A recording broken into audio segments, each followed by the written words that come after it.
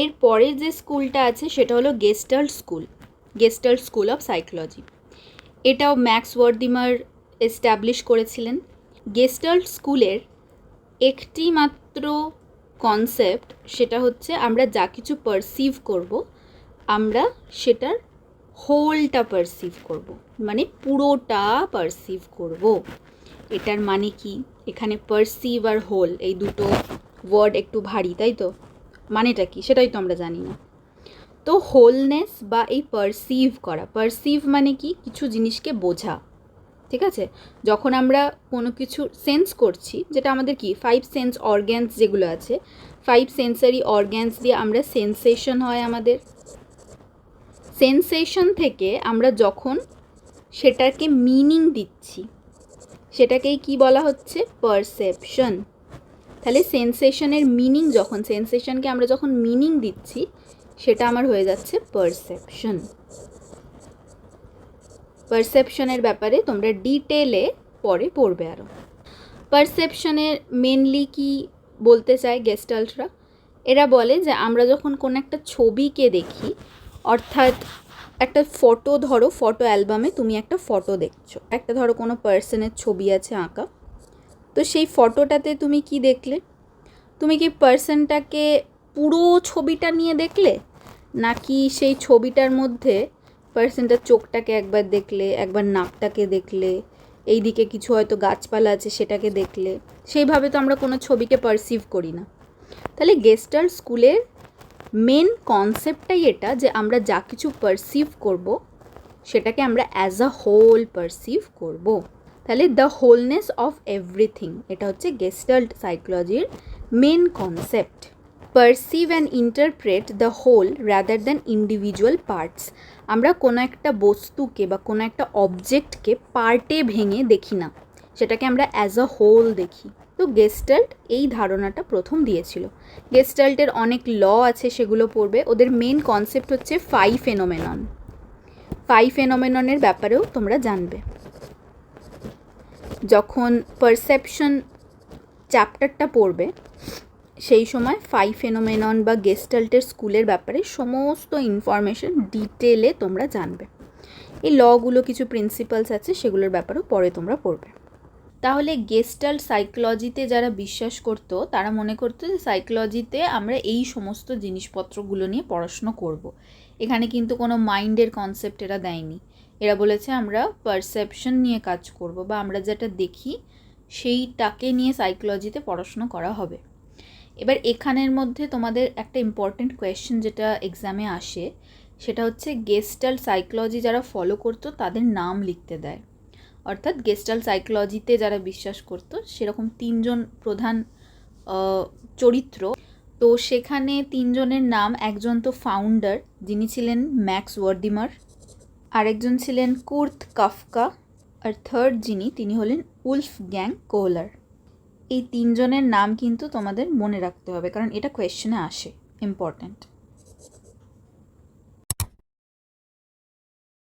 এরপরে যে স্কুলটার ব্যাপারে জানবো সেটা হলো বিহেভিয়ারিজম। এই কথাটা শুনেই মনে হচ্ছে যে বিহেভিয়ার রিলেটেড কোনো কিছু একটা ব্যাপার হবে, তাই তো? তো বিহেভিয়ারিজমে যে সমস্ত সাইকোলজিস্টরা বিশ্বাস করতেন তারা মনে করতেন যে সাইকোলজি অর্থাৎ মানুষের বা সমস্ত প্রাণীর, অ্যানিমেলদের বিহেভিয়ারকে স্টাডি করা। মানে হলো সাইকোলজিতে আমরা বিহেভিয়ারকে স্টাডি করব, সেটাকে পরিবর্তন কিভাবে করতে হয় সেটাকে শিখব। তো বিহেভিয়ারিস্টদের মধ্যে জে.বি. ওয়াটসন যিনি ছিলেন তিনি বিহেভিয়ারিজমের ফাউন্ডার, জন ওয়াটসন বা J B. Watson. J B. Watson Pavlov বলে একজনকে দেখে ভীষণ ইন্সপায়ার হয়েছিলেন। Ivan Pavlov.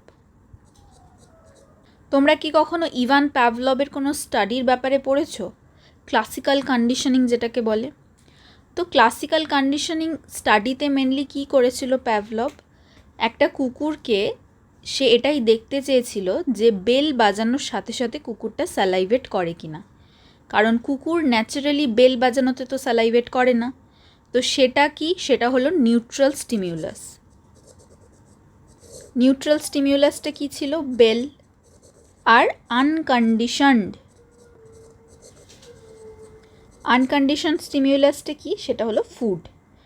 অর্থাৎ প্যাভলভ এটা দেখতে চেয়েছিল যে নিউট্রাল স্টিমিউলি দেওয়ার সাথে সাথে একটা কুকুর তার বিহেভিয়ারকে পরিবর্তন করে স্যালাইভেট করে কি না। এটা একটু সোজাভাবে বোঝার চেষ্টা করব।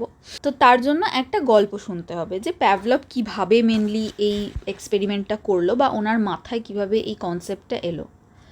প্যাভলভ মেনলি লক্ষ্য করলেন উনি কিন্তু সাইকোলজির ব্যাকগ্রাউন্ডের কেউ ছিলেন না, উনি মেডিসিন এই সমস্ত জিনিসপত্র বানাতেন, তো ফিজিওলজিস্ট ছিলেন। তার বাড়িতে যে সমস্ত পোষ্য কুকুরগুলো ছিল তারা প্যাভলভকে দেখেই স্যালাইভেট করতো। প্রথম তো ফুড দেখে স্যালাইভেট করতো, কিছুদিন পরে প্যাভলভ লক্ষ্য করলেন যে প্যাভলভকে দেখে তারা স্যালাইভেট করছে। তো এই বিষয়টা প্যাভলভকে অনেক ভাবায় যে এরকম কেন হয়, একটা কুকুর তো ফুড দেখে স্যালাইভেট করার কথা, সে একটা মানুষকে দেখে কেন স্যালাইভেট করবে। তো প্যাভলভের মাথায় প্রথম এই আইডিয়াটা আসে, তার মানে আমরা কোনো একটা অ্যানিমেলের বিহেভিয়ারকে চেঞ্জ করতে পারি নিউট্রাল স্টিমিউলিতে। তার সাথে আমরা যদি আনকন্ডিশন স্টিমিউলাসকে পেয়ার করাই, অর্থাৎ একসাথে প্রেজেন্ট করি দুটোকে বা একটুখানির গ্যাপে যদি আমরা প্রেজেন্ট করি দুটোকে, তাহলে একটা অ্যানিমেলের বিহেভিয়ার চেঞ্জ হতে পারে। অর্থাৎ নিউট্রাল স্টিমিউলির সাথেই যদি আমরা আনকন্ডিশন স্টিমিউলাসকে দিই, তাহলে দেখা যাবে যে একটা সময় পর কুকুরটার আর আনকন্ডিশন স্টিমিউলাসটার দরকার পড়ছে না, সে শুধুমাত্র নিউট্রাল স্টিমিউলাসটা দেখা মাত্রই স্যালাইভেট করতে শুরু করছে। তো এই পুরো ব্যাপারটাকে বলা হয় ক্লাসিক্যাল কন্ডিশনিং। আচ্ছা, বাংলায় কিন্তু ক্লাসিক্যাল কন্ডিশনিংকে বলা হয় প্রাচীন অনুবর্তন। তো মেনলি নিউট্রাল স্টিমিউলাস আর আনকন্ডিশন স্টিমিউলাসকে যদি আমরা পেয়ার করি, অর্থাৎ একসাথে দিই, তখন কি হবে, বিহেভিয়ারটা কন্ডিশনড হয়ে